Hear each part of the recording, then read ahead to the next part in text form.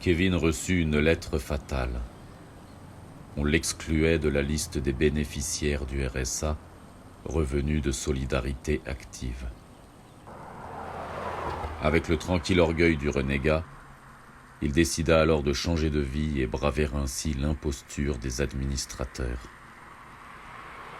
C'était décidé, il ira vivre dans la montagne. Mais là, il avait soif. Il allait donc se faire payer un coup chez moi, Jérôme, qui lui avait proposé de conserver les quelques restes de sa vie d'avant dans ma cave et de l'héberger quelques jours avant son grand départ.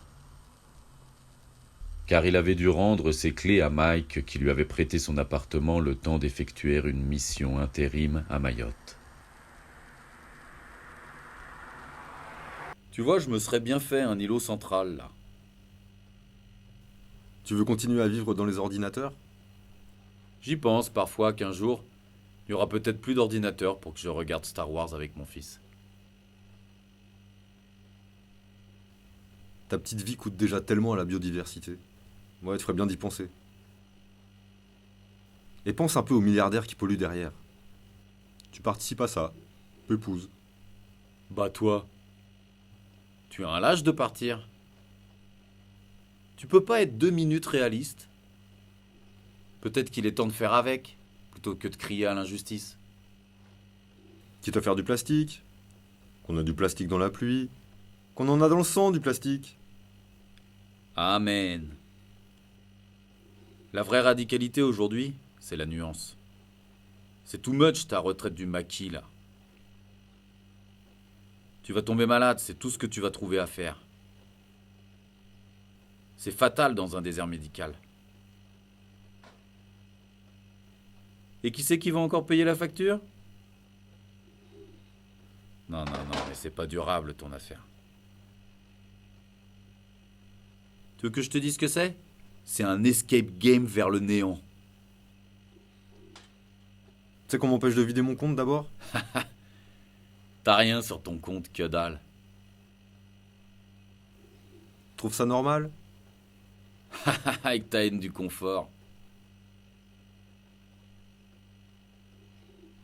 Si jamais, tu pourras toujours venir recharger ta frontale ici, si tu veux. Mais quel ingrat. Tout ça, ça te donne une bonne raison de rien foutre, en fait. Le seul risque que t'encours, c'est une pluie de grêlons sur ta caisse? C'est ça? Mais tu sais rien du tout. Et les types qui laissent tourner leur moteur. Et les gens qui s'entretuent pour une place de parking.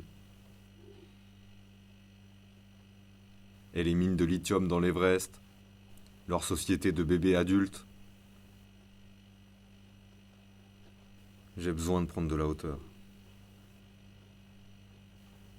La montagne.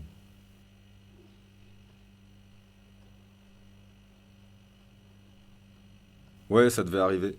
Je le savais. Si vite, quand même. Il aurait pu te laisser un peu de temps. S'adapter toujours. La flexibilité. Je savais qu'un jour ou l'autre, il rentrerait de Mayotte et que je devrais quitter son appartement.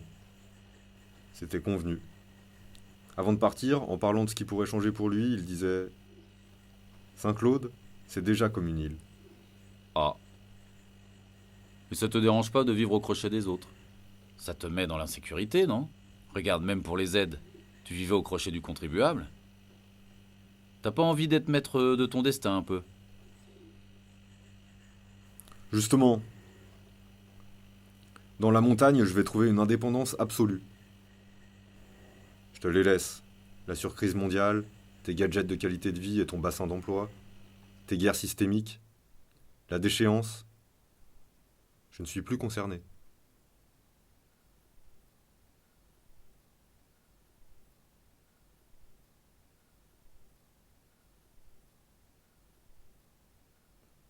Je lui ai rendu les clés. C'est fait. Je suis libre. Ta vie dans un sac. Parfois, j'ai honte quand je me souviens du temps où je m'attachais à des objets, à des vêtements. Chacun son lifestyle, man. C'est pas un peu surfait, le survivalisme, partir à l'aventure en quête de soi-même, tout ça? Tu m'as pris pour un ermite de jardin? Va. Profite donc encore quelques années de tout ce cirque. Les réservoirs de l'avenir ne sont pas intarissables.